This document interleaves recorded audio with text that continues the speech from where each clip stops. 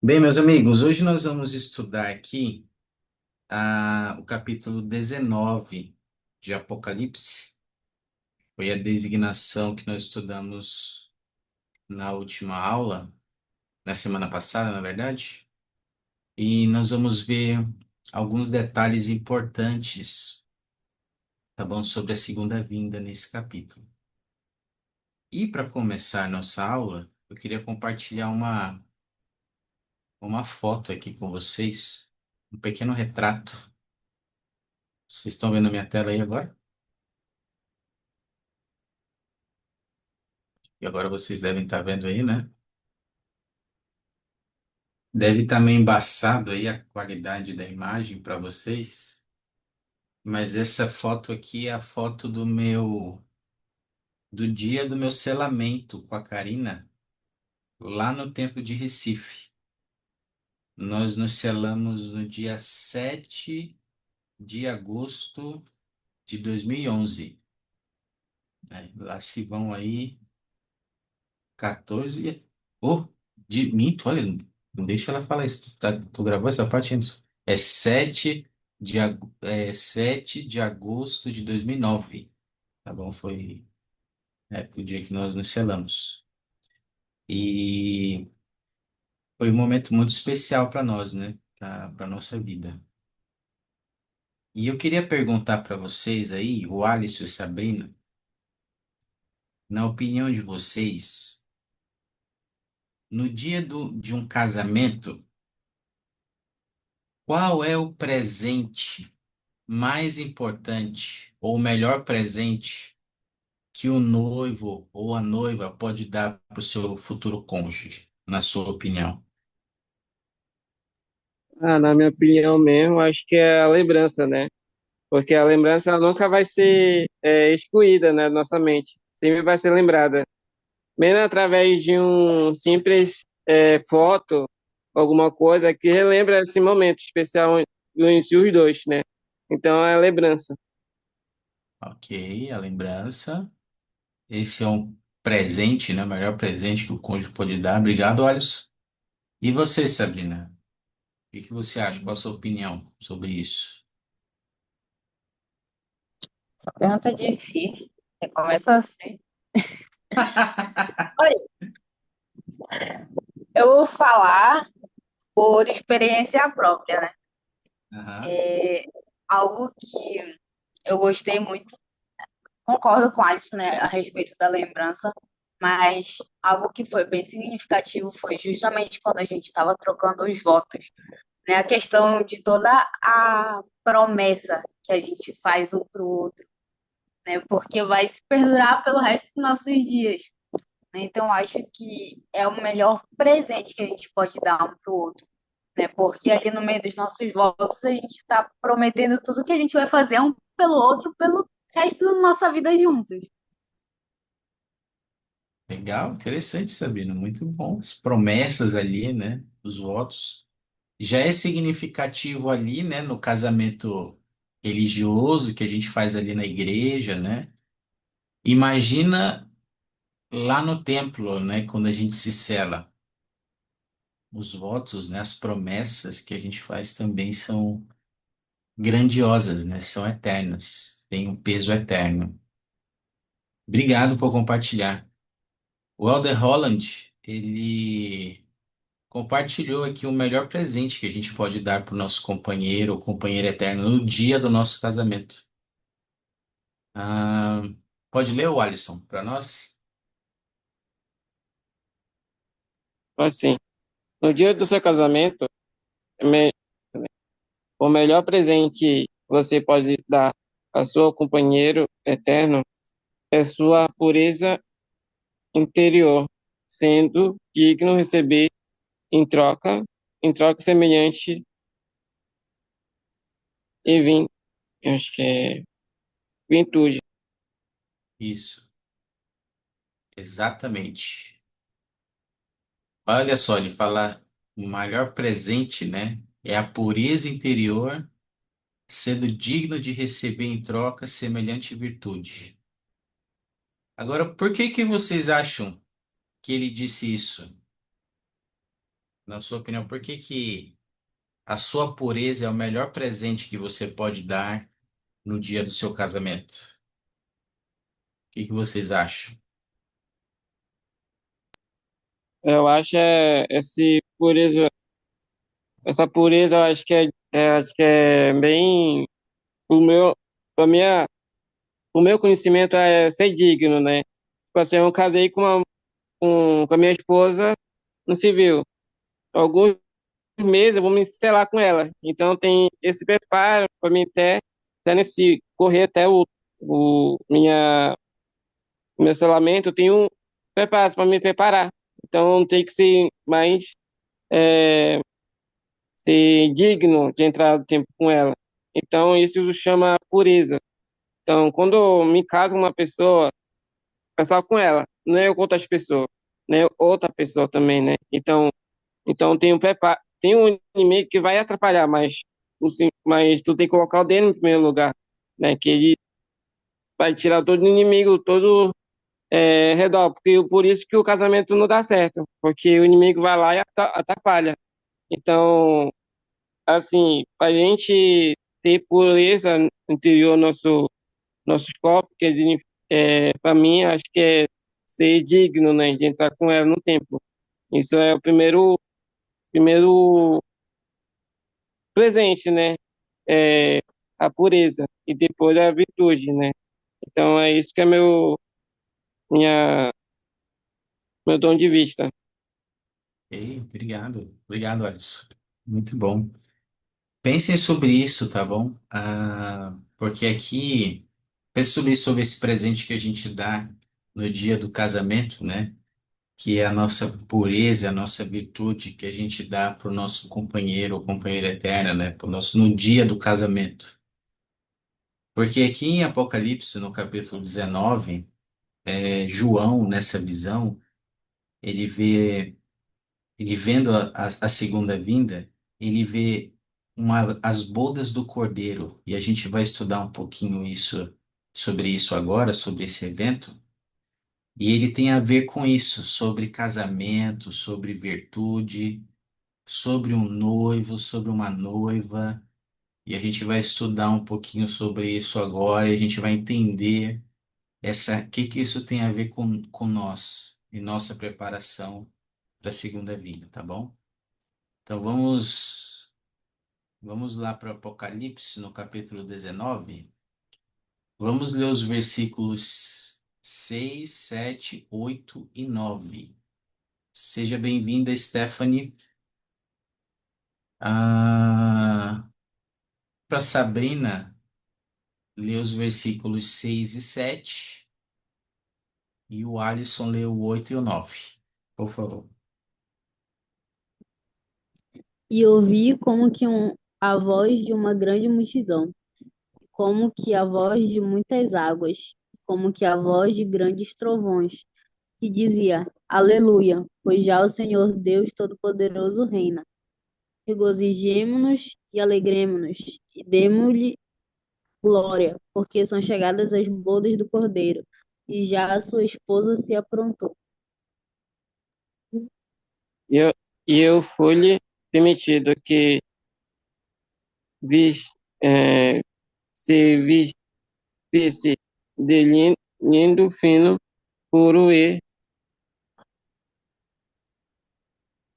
resplandecente, porque o linho fino são obras justas dos santos. E, e disse-me, escreve, bem-aventurados aqueles que são chamado à ceia das bordas de Cordeiro. E disse-me, essas são as verdadeiras palavras de Deus. E olha só, nessa visão, João vendo a segunda vinda do Salvador Jesus Cristo, ele viu que era chegada as bodas do Cordeiro. Vocês sabem dizer que é um cordeiro aí? O que vocês acham que é o cordeiro?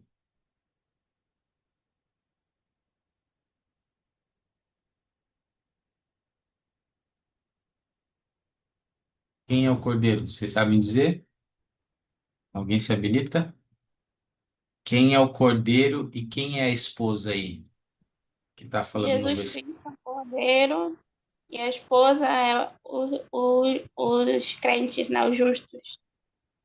Ok, obrigado, Stephanie. Jesus Cristo é o cordeiro e a esposa é o povo do convênio dele. E você sabe o que significa essas bodas do cordeiro?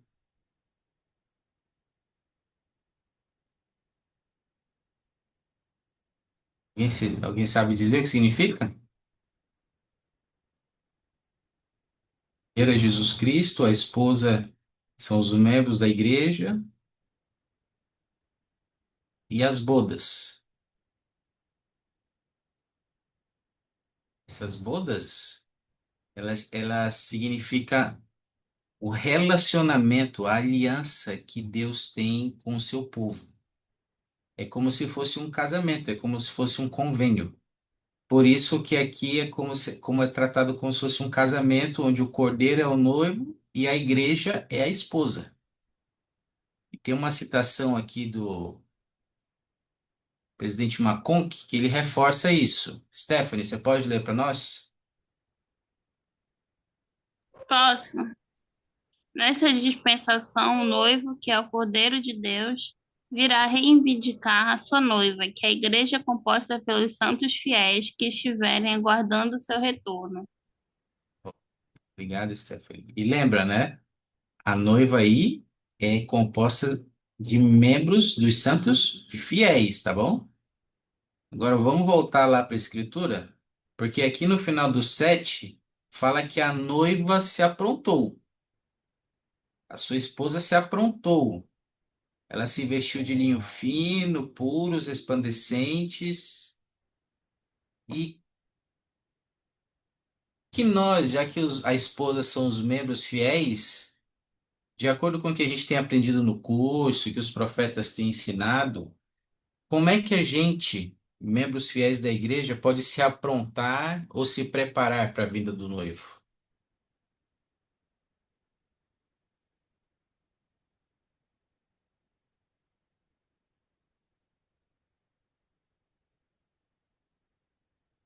Quais são algumas dessas obras justas que a gente precisa fazer para se aprontar para a vinda do noivo, na opinião de vocês?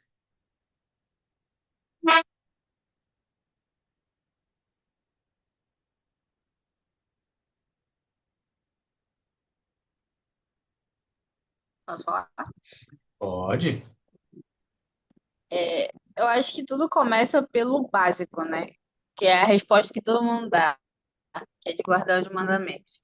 Acho que é o principal ali, né? É o que a gente tem e que a gente sabe que a gente tem que fazer, né? Não porque, digamos que a gente seja obrigado, né? Mas porque é um jeito da gente se aproximar mais do Pai Celestial, né? E tem inúmeras coisas que a gente pode fazer.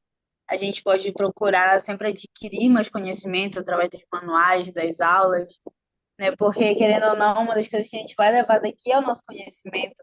Então, a gente precisa aprender cada vez mais sobre o Evangelho.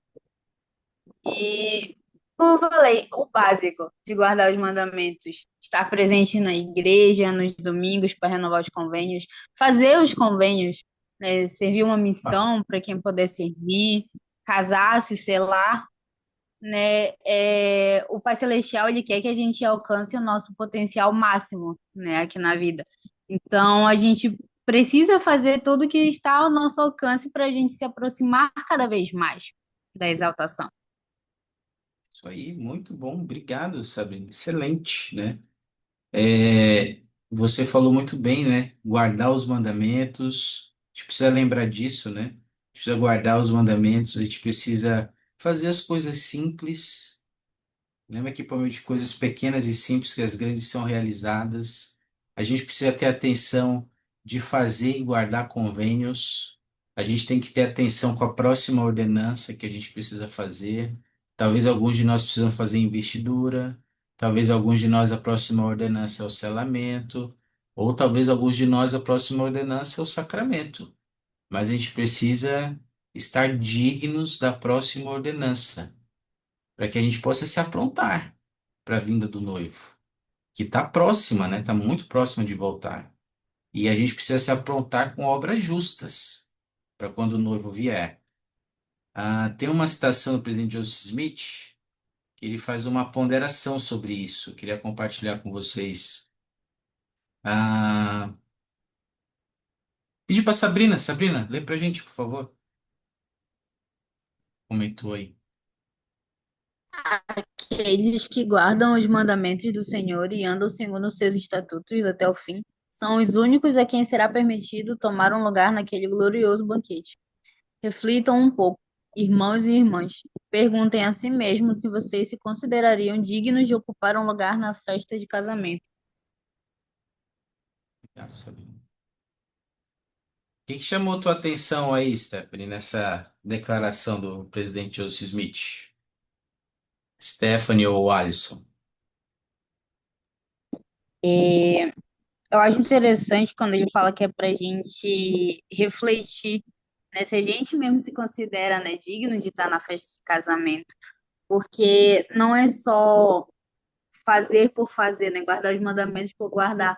Ah, porque estão dizendo que eu preciso guardar, né? E acaba que muitas vezes a gente faz isso de forma automática, só porque é um mandamento e a gente sabe que a gente precisa fazer, mas a gente esquece o real significado, né, dos mandamentos que a gente precisa guardar, né? Às vezes eu já escutei muitas pessoas dizendo que pagam o dízimo no automático, porque sabe que precisa pagar, já desconta da folha de pagamento ali direto. Mas esquece, né, que vem bênçãos atreladas ao pagamento do dízimo, né, que existem promessas, né, que tem todo um significado, né? Todos os mandamentos têm significados e um real valor. E muitas vezes a gente acaba fazendo tudo isso no automático, né? Então acho que é muito importante da gente sempre pensar nisso, exatamente. Se a gente está sendo digno de se considerar, né, para um convite ali na festa de casamento, né? Porque, como eu disse na outra situação, né, será os membros dignos. Não quer dizer que vai ser todos os membros, não é porque, me batizei na igreja, eu tô salvo, vou ser exaltado, né? É um trabalho árduo que vai continuar, né? Então, a gente precisa continuar se esforçando e continuar sempre lembrando dos princípios básicos do Evangelho, né? Para a gente não perder, para a gente não se esquecer, né, do valor real que foi todo o sacrifício de Cristo, né, e toda a oportunidade que a gente tem de guardar os mandamentos. Aí, poxa, obrigado. Eu oro para que a gente possa ter isso na lembrança, né? Que a gente possa se ponderar e ver se a gente se considera digno, né? De ocupar lugar nessa festa que está chegando, viu? Para os justos vai ser uma festa. Para os iníquos não vai ser. Nesse capítulo 19, João ele vê duas bodas, as bodas do Cordeiro e as bodas de Deus. As bodas de Deus vai ser as bodas onde os iníquos vão sofrer as consequências das suas escolhas. E os justos vão estar nessa festa com o Cordeiro.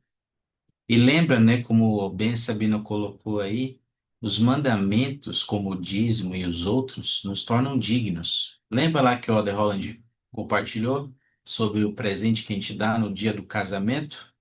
Esse dia aqui vai ser o dia da festa de casamento, do dia da gente se apresentar para o Senhor. Guardar os mandamentos hoje vai trazer pureza e dignidade para nossa vida, para quando o noivo chegar, a gente poder se encontrar com ele. E como ele fez, o profeta Joseph Smith nos convidou a perguntar a nós mesmos como está a nossa dignidade, eu queria fazer uma pequena atividade de ponderação conosco agora.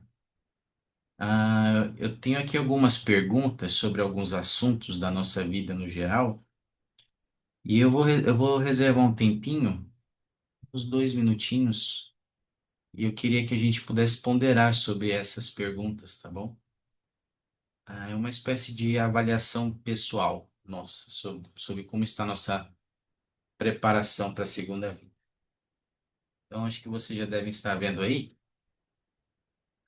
Ah, Olha só, minha preparação para a segunda vinda de Jesus Cristo. Pondere onde você acredita que suas crenças e ações atuais estão relacionadas às perguntas abaixo. Então, por exemplo, aqui, a primeira.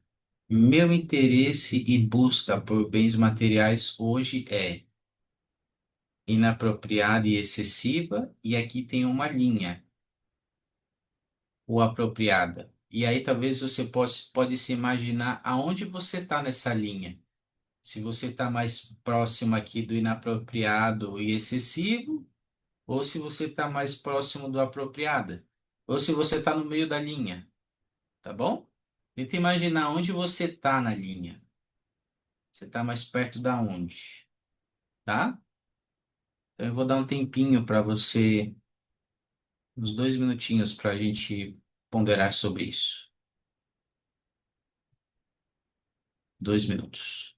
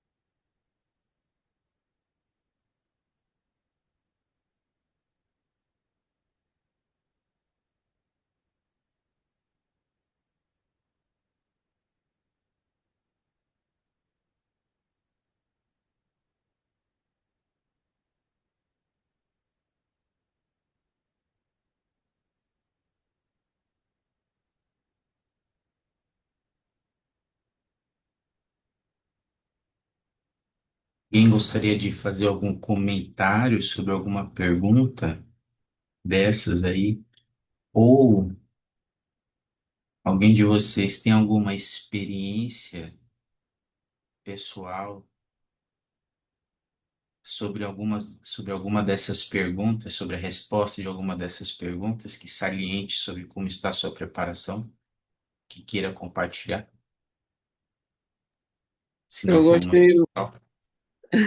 gostei, eu tava prestando muita atenção no 4, né, que ele fala, o meu comportamento, tanto no claro e como no escuro, mostra que eu estou, mostra que eu estou buscando participar da Babilônia ou fugir da Babilônia, né?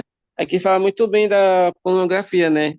Que assim, a maioria das pessoas, ele só ataca muito à noite ou pela manhã, né? Pela claro. Tu pode ser, tu não pode, tipo assim, teu jeito, né? De noite tu pode ser pessoa normal, de noite pode ser outra pessoa, né? Então, e que a gente pode fugir dessa Babilônia, né? Que a gente pode fugir desse inimigo que é a tentação. E é isso que o inimigo quer, que a gente seja imundo como ele. E obrigado, Alisson. Mais alguém? Gostaria de fazer algum comentário, compartilhar alguma experiência? Posso falar? Pode. É. É, tem duas perguntas que me chamaram bastante atenção, que foi a primeira e a número 4 também, igual o Alisson. Pensando nessa primeira, em questão de busca por bens materiais, eu pensei muito na minha situação atual, porque no momento eu estou desempregada, estou procurando por emprego. Então é só meu marido que está trazendo renda, né, aqui para casa. E eu estava comentando com a minha mãe esses dias, né, como eu estou agoniada para tentar fazer alguma coisa aqui para trazer uma renda para cá também. Mas não só por isso, mas é por conta que eu penso, né, que eu preciso do meu dinheiro justamente para pagar o dízimo. Porque eu tenho inúmeras experiências com a respeito do dízimo, né? Como eu já fui muito abençoada por pagar ele, né? Eu sempre fiz de tudo para ter o meu dinheiro todo mês para me conseguir pagar, né? E quando eu fiquei desempregada, fiquei sem uma fonte de renda, eu fico logo agoniada por causa disso, né? Porque é um jeito que eu tento ficar procurando ter o meu dinheiro para conseguir pagar o dízimo, para não faltar, né, nenhum mês para pagar, né? Então, nessa pergunta, quando eu falo, né, tipo, se meu interesse por buscas de bens materiais está mais apropriado ou inapropriado, eu pensei justamente nisso, porque a primeira coisa que eu penso, quando eu trabalhava, a primeira coisa que eu pagava logo era o dízimo. Então, hoje, a primeira coisa que eu penso é eu pegar dinheiro, eu preciso separar do dízimo, né? Legal. Então, eu já fui muito abençoada a respeito do dízimo, né? Por justamente pagar ele, e eu acredito muito nas bênçãos a respeito do dízimo. Então, para mim, na frente de qualquer coisa, vem o dízimo.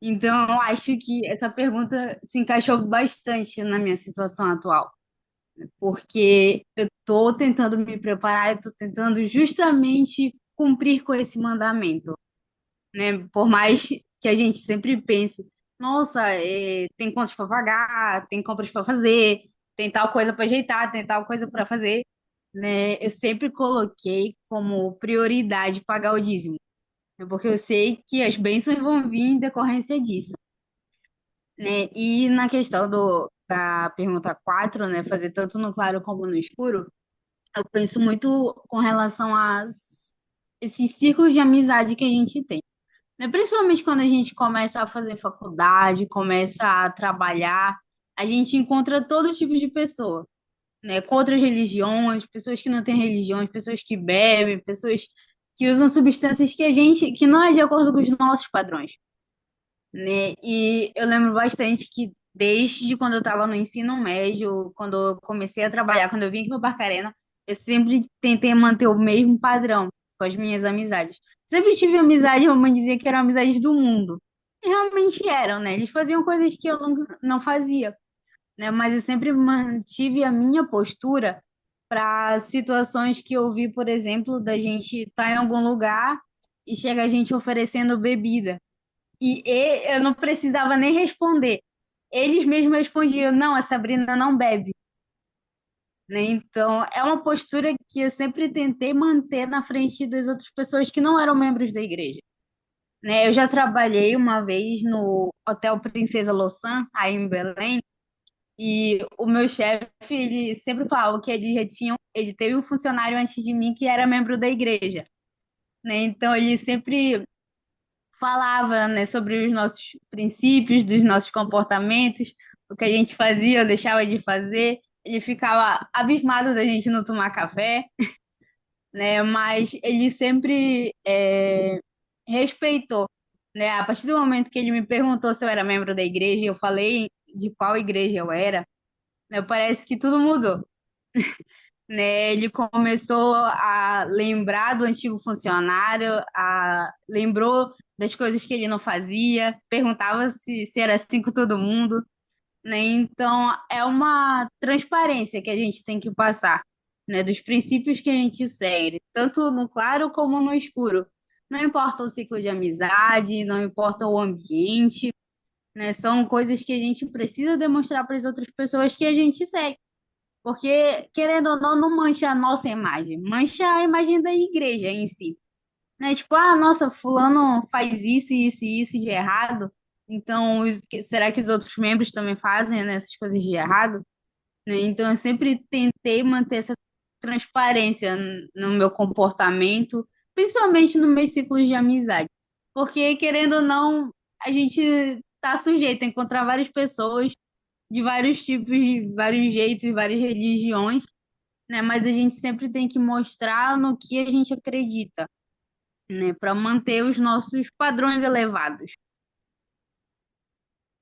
Excelente, Sabina. Poxa vida. Eu queria te fazer, eu queria te fazer uma, eu queria te fazer uma pergunta. Com base nessas duas experiências que você falou, a respeito desses dois pontos, se você pudesse resumir em uma frase para nós, o que que você diria sobre o que você acha que Deus pensa sobre a Sabrina por ela sempre se importar em pagar o dízimo e por ela se esforçar em ser a mesma pessoa, tanto no claro como no escuro? O que que você acha que Deus pensa sobre a Sabrina?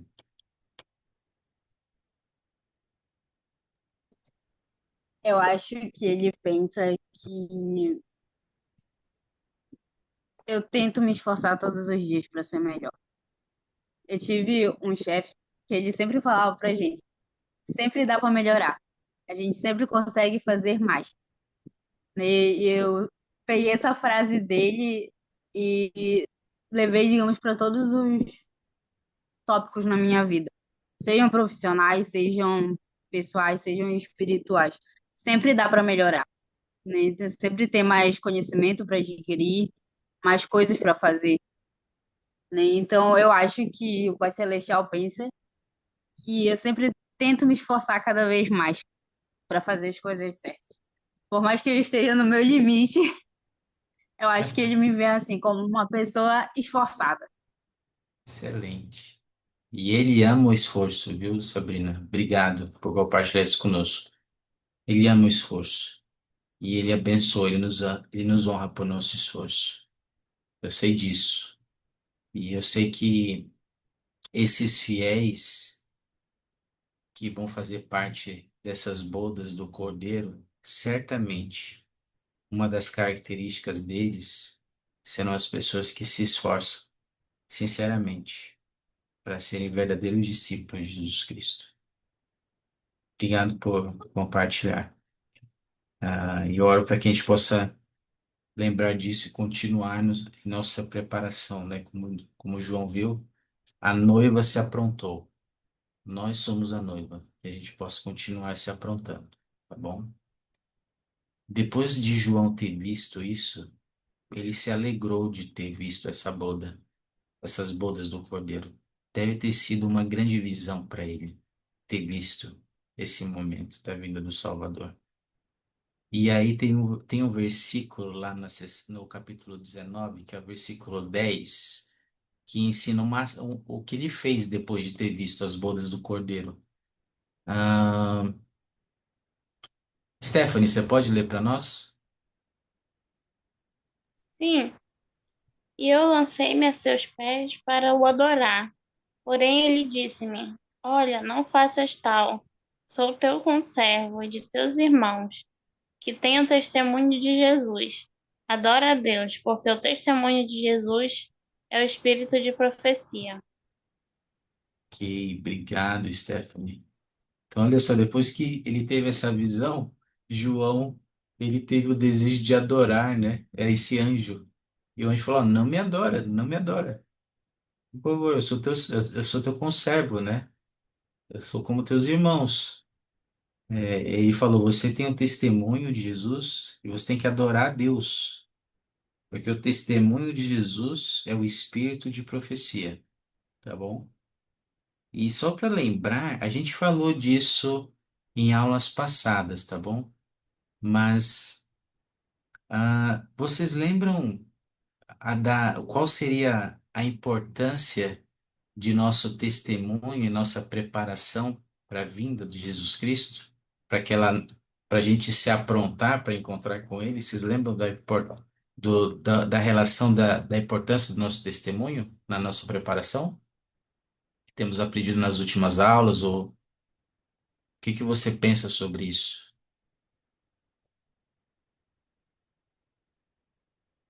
A importância do nosso testemunho na nossa preparação para encontrar com o Senhor, com a sua vinda, na preparação para a sua vinda.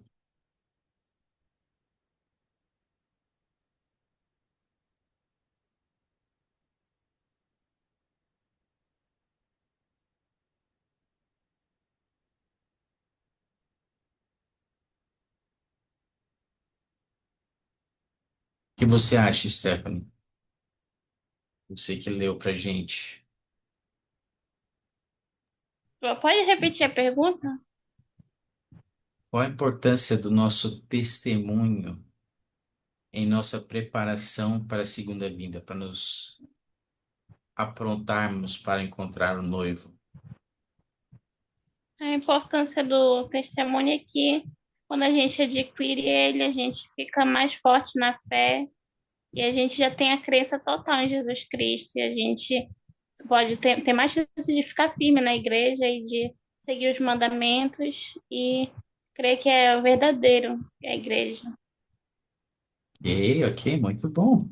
E você falou uma coisa importante aí, que um verdadeiro testemunho pode nos ajudar a ficar firme na igreja, né? O Alisson, É, como a Stephanie falou, é, realmente a gente tem que ter um testemunho da restauração de Jesus Cristo, né, na igreja. Porque é ela que vai fortalecer a gente, né? Ontem, acho que foi no domingo a gente debateu isso na sala da minha aula, né? Que a gente precisa ter testemunho, porque através do nosso testemunho a gente é fortalecido, né? Quando a gente não tem testemunho, a gente começa a se afastar da igreja, né? Então, a maioria das pessoas não tem testemunho próprio, porque quando a gente, tipo assim, não pegar o testemunho da pessoa, perde o testemunho, não vai ser fortalecido. A pessoa que pega o testemunho da outra pessoa, a outra pessoa que vai ser fortalecida, não ela.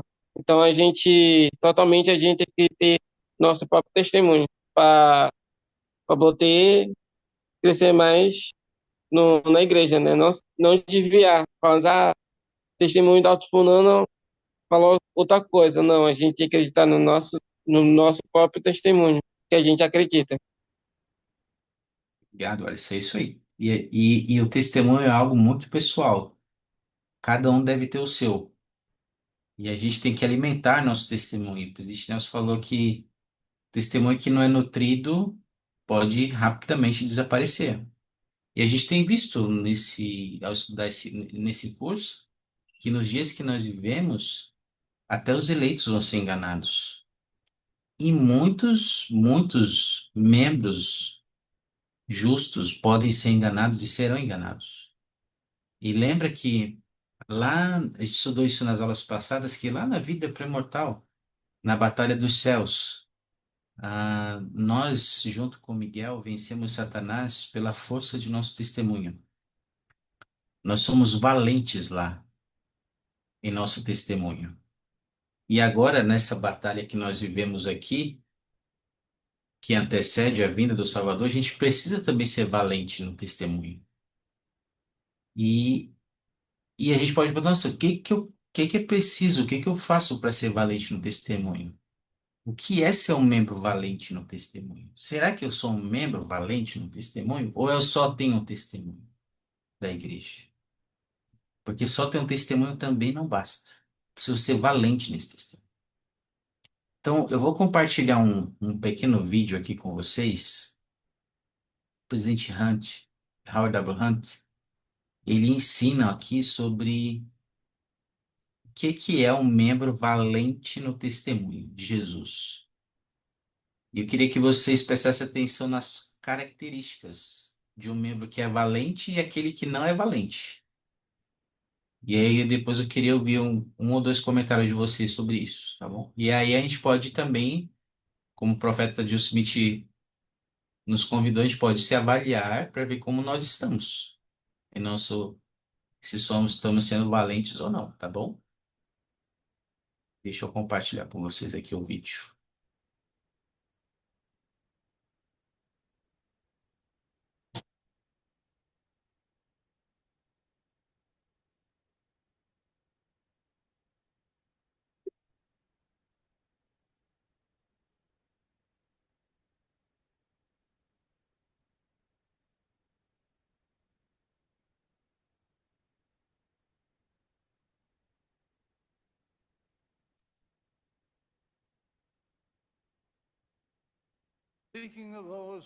Referindo-se aos que virão a receber as bênçãos do reino celestial, o Senhor disse a Joseph Smith, citação, esses são os que receberam o testemunho de Jesus e creram em seu nome e foram batizados na semelhança de seu sepultamento, sendo sepultados na água em seu nome. E isto de acordo com o mandamento que ele deu.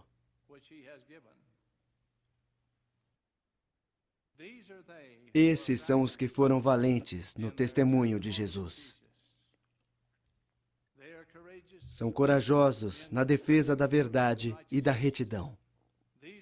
São os membros que magnificam seus chamados na igreja, pagam o dízimo e as ofertas, levam uma vida moralmente pura, apoiam os líderes da igreja em palavras e atos, santificam o dia do Senhor e obedecem a todos os mandamentos de Deus.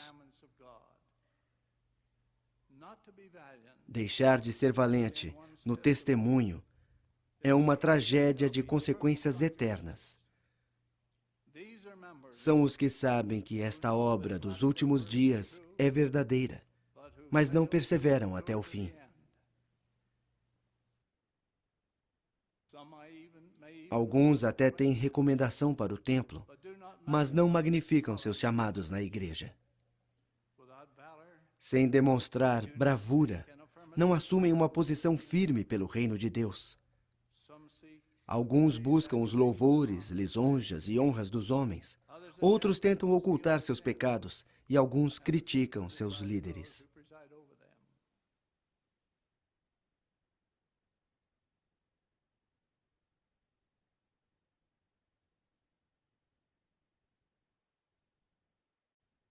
Chama a atenção de vocês, amigos, sobre como podemos ser valentes no testemunho de Jesus, de acordo com o que ele ensinou. Como podemos ser valentes e como não podemos ser valentes.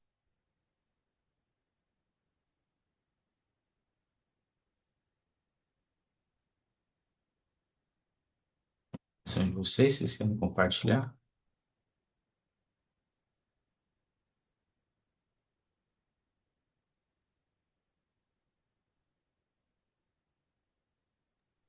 Posso falar? Pode. Algo que eu achei interessante é quando ele fala sobre magnificar os nossos chamados, né? Porque muitas vezes as pessoas pensam assim, nossa, mas eu não sirvo para trabalhar em tal lugar. Tipo, não me vejo trabalhando na primária, não me vejo trabalhando na SOC, no coro, né? Tem muitas pessoas que pensam às vezes assim.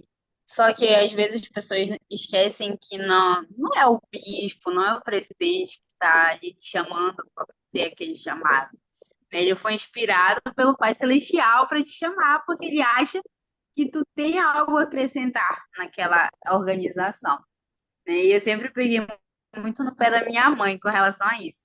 A mamãe sempre foi aquela tipo de pessoa que ela não queria ter chamado na igreja, né? Sempre odiou essa posição de precisar ter um chamado na igreja.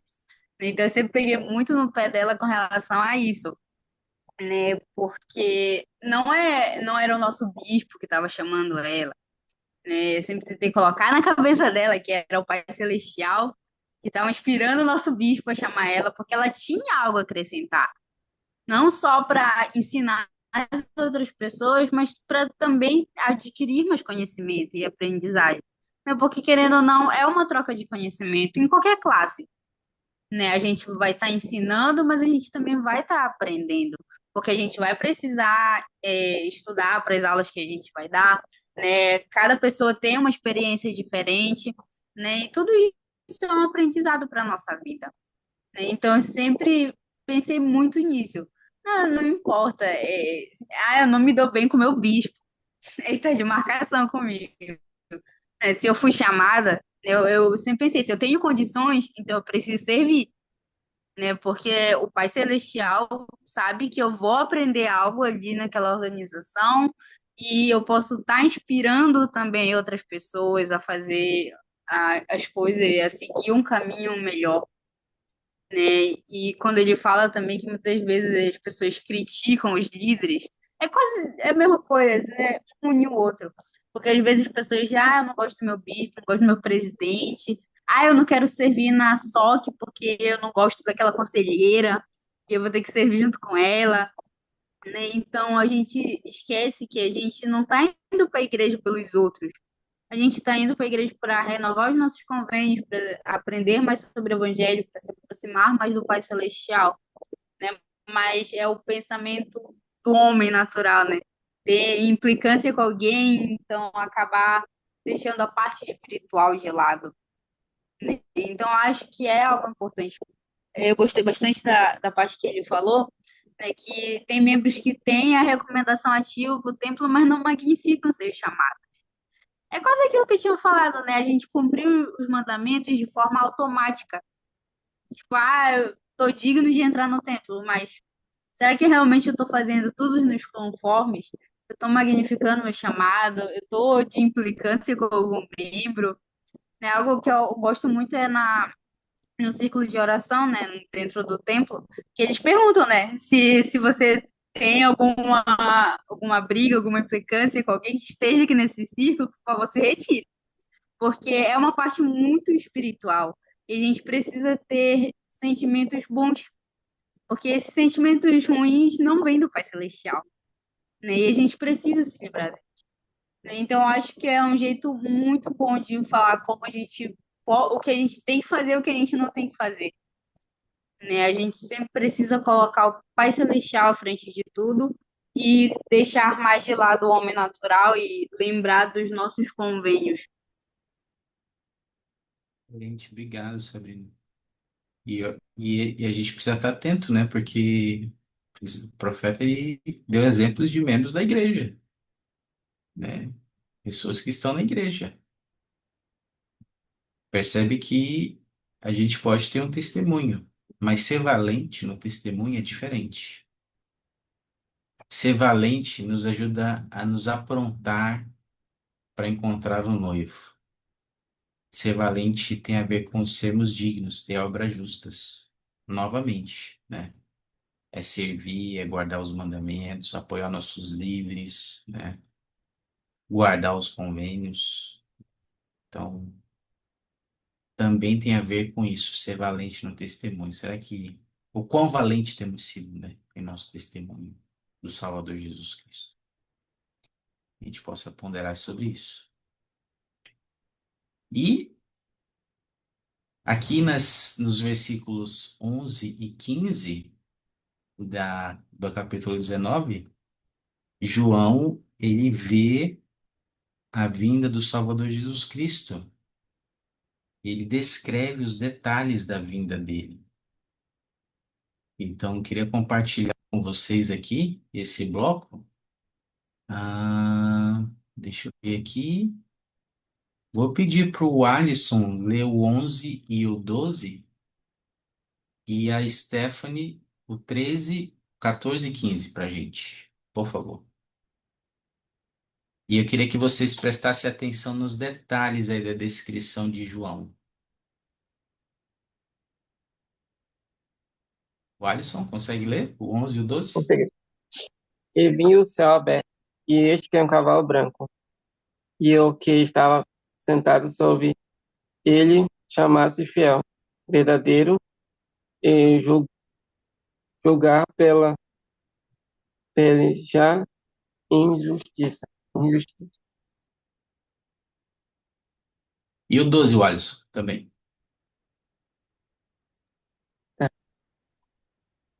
12. E os olhos eram como um chama de fogo, e sob a sua cabeça havia muito demais, e um, tinha um nome escrito que ninguém sabia, senão ele mesmo.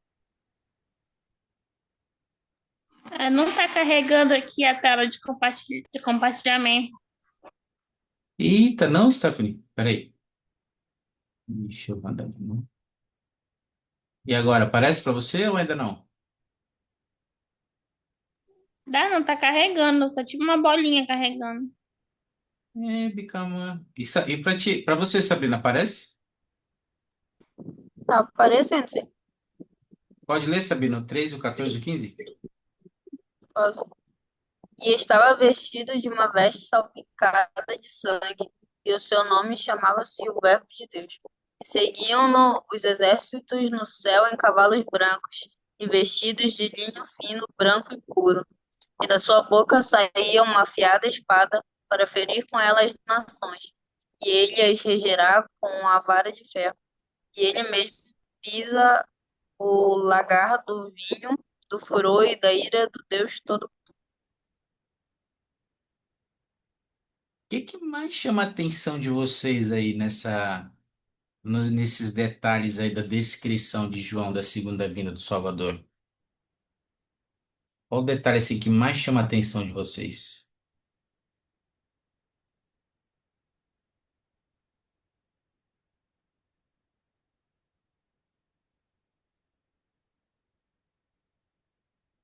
Talvez algo que vocês não sabiam ainda, tinham, não se lembravam, não tinham visto ainda. O Alisson? Aqui na 14 fala pela já e pela injustiça, né? Que ele veio pela injustiça dos homens, né? A 11 fala, né? E a que e o 12 também fala que ninguém sabia senão ele mesmo, né? Que ninguém saberá é, que ele é Deus, né? Então, e eu gosto muito do que ele fala assim, e os seus olhos como e os seus olhos como a chama de fogo, né? E sobre a sua cabeça, que havia demais, que é a coroa dele, né? Ei, bom, Alisson. E você, Stephanie, tem algo que chamou a sua atenção aí? Não sei se você está conseguindo ver ainda, né? Já apareceu para você? Não tô conseguindo ver, a internet tá ruim, eu acho. Tá bom. E para você, Sabrina, tem algo que chamou sua atenção aí nessa descrição de João? Eu acho interessante versículos assim que falam sobre a ira de Deus, porque eu acho que as pessoas têm um pensamento muito, digamos que, fechado, assim, para, tipo, Deus não faria tal crueldade com a humanidade. É sempre a mesma coisa que eu escuto falar. Mas não é questão de crueldade, é questão de justiça, né? Ele vai aplicar a justiça de acordo com as nossas obras que a gente fez aqui na Terra. Não é uma questão dele ser cruel, é uma questão da gente pagar pelo que a gente fez aqui, né? Então, eu acho muito interessante esses versículos, porque é como se as pessoas lessem a Bíblia, mas ignorassem totalmente isso, ou interpretassem simplesmente de um jeito diferente, não como realmente diz, né? Pensam, nossa, mas isso não vai acontecer, não vai ser realmente a ira de Deus sobre a terra e tudo mais. Não, mas realmente vai ser assim. Mas não é uma questão de crueldade, não é questão dele ser ruim e querer fazer as pessoas sofrerem. É uma questão que ele vai estar aplicando a justiça. Ele deu toda uma vida aqui na Terra para a gente caminhar pelo caminho certo, né? Então, a gente só vai estar pagando pelas coisas que a gente mesmo fez aqui. A gente vai estar sofrendo as consequências, né? Então ele é um Deus justo, ele não é um Deus cruel. Mas muitas pessoas não conseguem enxergar isso nesses versículos. Bom, Sabrina. Nesse dia ele vai fazer justiça, né? Certamente ele é um Deus justo. Ele é cheio de amor e misericórdia, mas ele também é justo. E ele dá a cada homem segundo as suas obras, né? A recompensa segundo as suas obras.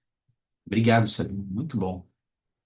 Tem algo que eu queria compartilhar aqui, que se refere ao versículo 13, que aqui dá uma descrição das como ele vem vestido, né? Ele estava vestido de uma veste salpicada de sangue, e o seu nome chamava-se o Verbo de Deus. Pois não, Sabrina? Não, continua aí, tá interessante. Ou não, pode falar, você tem prioridade. Não, é que eu lembrei de um filme que eu já assisti há um tempo. É, era meio que voltado assim para o apocalipse. Não era um filme da igreja, mas era voltado, né, para o fim do mundo e as coisas que aconteciam. Eu lembro de uma cena onde um casal, a esposa, ela tinha acabado de morrer. Tinham acabado, umas criaturas que apareciam lá, tinha acabado de levar ela. E o marido dela ficava indignado, dizendo como Deus podia ser tão cruel de ter levado ela. Ela que era uma mulher da igreja, que ia sempre, que pagava o dízimo, que era uma pessoa boa, né? E ele continuava falando que a esposa dele era uma pessoa tão boa e que Deus tinha sido tão cruel de ter levado ela. Eu acho que vai ser basicamente a mesma coisa quando o fim dos tempos chegar. Muitas pessoas vão ver as pessoas sendo exaltadas e vão chamar eles de cruel, porque eles vão estar partindo e as pessoas vão estar ficando e vão achar que é uma completa crueldade, né? Achar que as pessoas boas estão sendo levadas embora e eles estão ficando Isso. para o sofrimento na Terra. É, Né? Então, quando eu vi esse filme, eu pensei muito, nossa, vai ser idêntico. Eles vão querer culpar Deus por causa das próprias escolhas que eles fizeram. Então, tipo, naquele filme, o marido tinha a chance de ter partido junto com ela, já que a esposa era uma pessoa tão boa. Ela realmente, no filme, mostra, tipo, digamos, entre aspas, né, que ela tinha sido exaltada, né? E ele não. Mostrou o filme inteiro, onde mostrava que ele tinha sido uma pessoa completamente diferente dela, que ele tinha feito muitas escolhas erradas na vida dele. Então ele ele sofreu as consequências pelas próprias escolhas dele. E a esposa dele, ela foi exaltada pelas escolhas que ela fez também na vida dela, né? Então acho que se encaixa também nesse meio. Porque, querendo ou não, é uma coisa que vai acontecer. Muitas pessoas vão querer culpar Deus, né? E não vão querer olhar para os seus próprios erros. e eu vou pegar esse seu comentário para falar sobre esse comentário das vestes do Salvador, porque ele vem de vermelho por um motivo, né? O Elder Bruce R. Macon, que ensinou aqui, que por ter sangrado por todos os poros no Getsemane, imagine o quão vermelho as suas vestes devem ter se tornado, o quão escarlate ficou sua capa. Não é de se admirar que, quando Cristo vier, em poder e glória, ele semelhantemente virá com vestes vermelhas, significando não apenas o lagar da ira, mas também nos lembrando o quanto ele sofreu por cada um de nós no Getsemane e no Calvário. E ele vem de vermelho por causa disso, também para nos lembrar do grande sacrifício que ele fez por nós, da sua expiação infinita, que nos possibilitou um meio de nós sermos redimidos, redimidos do pecado, das nossas más escolhas, se nos arrependemos, se nós tivermos fé nele, nos arrependermos e provarmos da sua expiação em nossa vida e nos tornarmos novas criaturas. Então, testifico disso, queridos amigos, né? Como a Sabrina compartilhou aí nessa experiência, nesse dia, esse dia vai ser um dia de grande festa nas bodas do Cordeiro, mas também muitas pessoas vão provar da ira do Senhor, das suas consequências das suas escolhas. E a gente tem que ponderar como está a nossa preparação para a vinda. É hora que a gente possa ponderar sobre isso e se imaginar nesse dia como é que vai ser para nós, né? É hora que possa ser um dia glorioso para cada um de nós, que a gente possa se esforçar para continuar se preparando para a vinda do noivo, que a gente possa sentir o poder da expiação dele em nossa vida, que a gente possa se arrepender de nossas falhas e erros, nossos pecados, nossas imperfeições. E como nós nos falamos no início da aula, nos apresentarmos dignos e puros para o noivo, quando esse dia chegar. Pode ser um dia glorioso para nós. Eu queria testificar dessas verdades. Testifico, queridos amigos, que logo vem, logo o Senhor vem. Está muito perto dele voltar. A gente precisa se aprontar. O noivo está chegando. E eu testifico disso em nome de Jesus Cristo. Amém. E obrigado. Obrigado